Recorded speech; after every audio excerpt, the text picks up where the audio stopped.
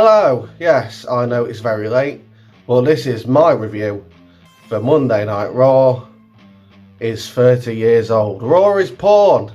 Let's get into it. Hulk Hogan opened the show with Jimmy Hart. They came out. The mic fucked up.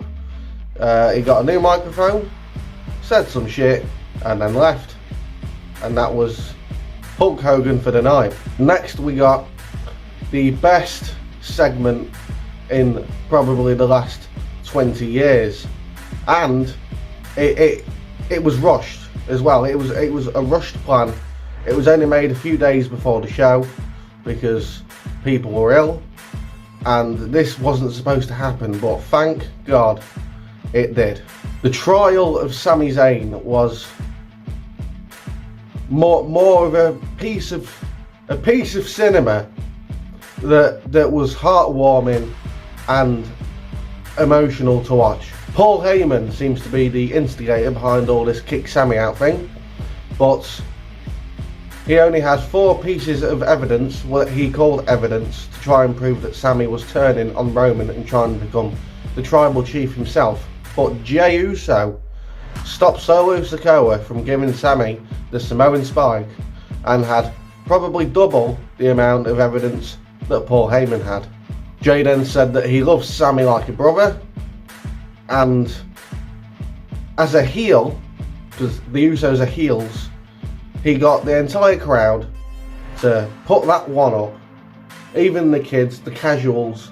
How are a heel faction having such a babyface run? I don't understand it. It's really confusing, but it works and I love it. Roman finds Sami not guilty for now and says he doesn't want to see him until Saturday at the Royal Rumble, where Sami will have his final task to prove where his loyalty lies. After that, we had the tag match of the Usos versus the Judgment Day.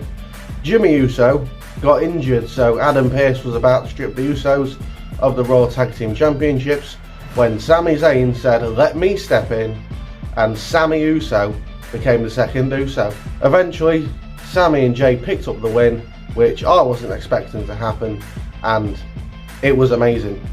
WWE gave us something different to what we was expecting. We wanted what we was expecting, but they gave us something we didn't know we wanted even more than what we was expecting, which is fantastic.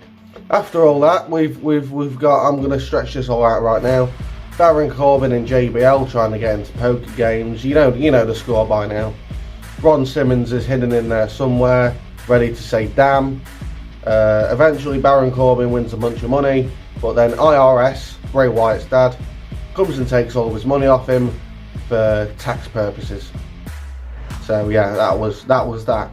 LA Knight came out and said some shit about Bray Wyatt, and then he decided to call out all of the legends. No one responded to him until eventually The Undertaker came out as the American Badass on his motorbike. Taker got in the ring, Knight got out the ring, tried backing away while telling The Undertaker he'll send him to The Undertaker. As he makes his way up the ramp, the lights go out, Bray Wyatt comes out. Now LA Knight is trapped between Undertaker and Bray Wyatt.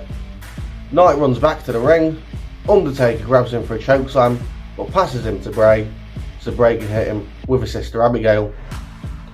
Before Undertaker left the ring, he whispered something in Bray's ear. I wonder what it was. I'm sorry for burying you at WrestleMania 31, Bray, but does your Uncle Howdy want to take a gander at my boneyard? Uncle Touchy. No, Uncle Touchy was not on this show tonight. We did not see any of Uncle Touchy, thank God. Steel cage match that never happened because time was cut short, and now there's a massive cancel culture war over it. Yay! I love that. It was supposed to be a steel cage match with Becky Lynch and Bayley. Damage Control then attacked Becky, and the match didn't happen basically, and that was that. DX came out with Kurt Angle, yes, with Kurt Angle to replace Billy Gunn, and they was nearly about to mention Billy until they realised he wasn't there and Kurt Angle was, because Kurt Angle apparently always wanted to be a member of DX. Imperium then came out, which in these sort of situations you expect the young talent to get buried, but this didn't happen this time. It wasn't a repeat of 5 years ago when the Revival got absolutely destroyed. Imperium looked pretty, I mean, they wasn't buried at all. Triple H just made some jokes. I wonder who's going to face them. It was Street Profits and Seth Rollins, and then Teddy Long came out to say, we're going to have a 6-man tag match, player.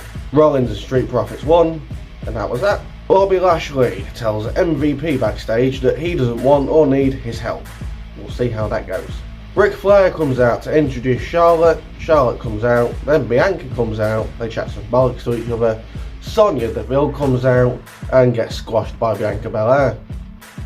So she's looking like a credible challenger at the minute. The Miz comes out, complains that he lost time for his segment. And then Kevin Owens comes out, gives him a stunner, tells Roman that he's going to be taking the WWE Universal Championship and give everyone a champion they can be proud of. We'll see how that goes. Finally, the United States Championship match between Bobby Lashley and Austin Theory.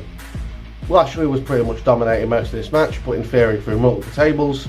Next thing you know, Brock Lesnar comes out, F5's Bobby Lashley, F5's Theory onto Bobby Lashley.